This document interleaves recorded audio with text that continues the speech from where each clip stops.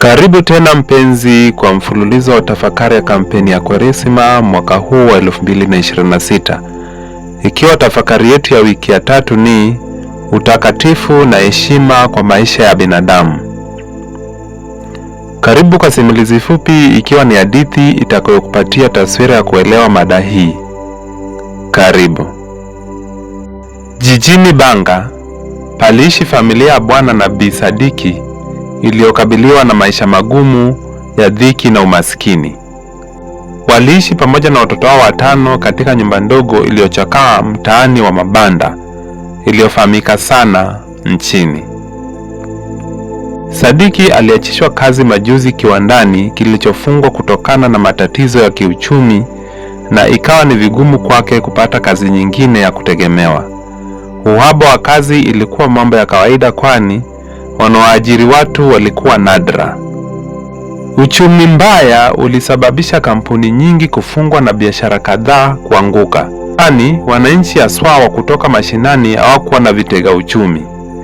Gurudumu la uchumi lilikuwa likikokota badala ya mwendo wa taratibu, na hili lilisababishwa na mikakati yasiyofaa kutiliwa mkazo na waliokuwa mamlakani. Sadiki hakuwa na akiba yoyote. Kipato chake alichokuwa nacho kabla ya kupoteza kazi kilikuwa duni.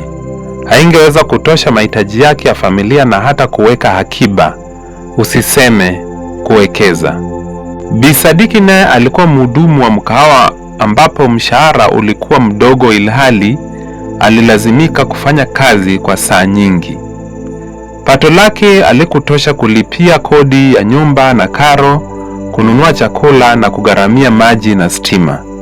Ingawa mume na mke walijitahidi kuficha shida zilizowakabili kwa manufaa ya watoto wao, matatizo yaliwasonga na hawakuona matumaini yoyote ya siku zijazo.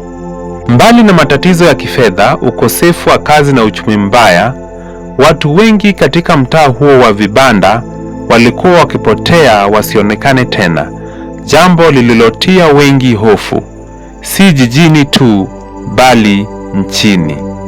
Iligunduliwa kwamba waliishia kuwa waathiriwa biashara haramu na ya kufadhaisha ya uuzaji wa viungo vya mwili.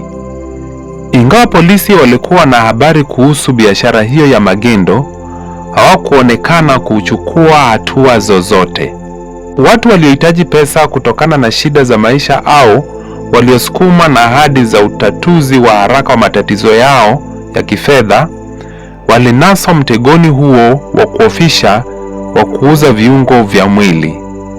Jioni moja, Bi Sadiki akiwa kazini alikutana na mwanamume aliyevalia nadhifu. Aliingiwa na wasiwasi kutokana na jinsi mwanamume huyo alikuwa akimwangalia. Mwanaume alimsukumia kijikaratasi kilichoandikwa, "Nitakusaidia iwapo nawe utakubaliana na masharti yangu." Ingawa Bi Sadiki alikuwa na shaka na nia ya mwanaume huyo, mazito ya maisha yalimfunika macho na akili. Alifikiria kuhusu madeni yaliyorundikana nyumbani, kodi ya nyumba ambayo haikuwa imelipwa kwa miezi kadhaa, na akajipata akiingia mtegoni wa yule mgeni. Aliporudi nyumbani usiku huo, alishauriana na mumewe kuhusu hoja ya yule mgeni, na kutokana na matatizo yaliyowakabili, wakakubaliana huenda hatimaye suluhisho la haraka la matatizo yao ya kifedha limejileta na kuwaondoa kutoka kwa umaskini uliowanasa. Bila hata kutaka kujua ni nini hasa mwanaume huyo alitaka, walikubaliana. Bi Sadiki akakubali hoja mradi pesa ipatikane. Mambo hayakuwa mazuri vile, kwani yule mwanaume alikuwa mmoja waliokuwa wakifanya magendo ya kunyanyasa watu kama Bi Sadiki, wasiokuwa na kazi na waliokuwa waking'ang'ana kujikimu na maisha. Biashara yake ilikuwa kuuza viungo vya mwili, ugunduzi uliomsumbua Bi Sadiki, lakini tayari alishaingia mtegoni wa kuuza sehemu ya utu wake. Bwana na Bi Sadiki walijipata katika hali ya kutatanisha, huku mkewe akipambana na athari za uamuzi wao. Walijikuta wamekwama katika mfumo ambapo kuendelea kuishi ni gharama ambayo wengi hawakuwa tayari kuilipia, lakini baadhi yao hawakuwa na hiari.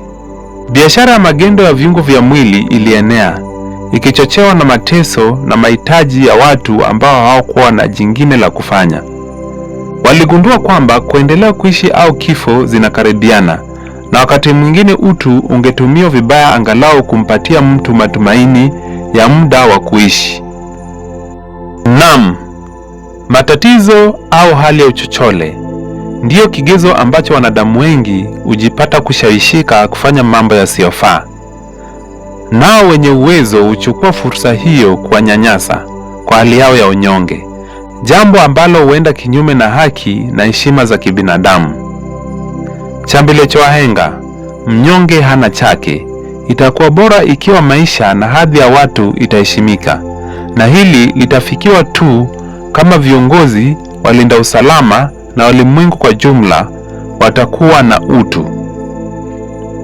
Utu ambayo katika kitabu kitakatifu imewekwa wazi kama amri ya upendo aliyotupatia Mwenyezi Mungu Subhana. Kuanzia kumpenda Mungu alafu kumpenda mwenzio jinsi unavyojipenda. Hadithi yangu imekuishia hapo.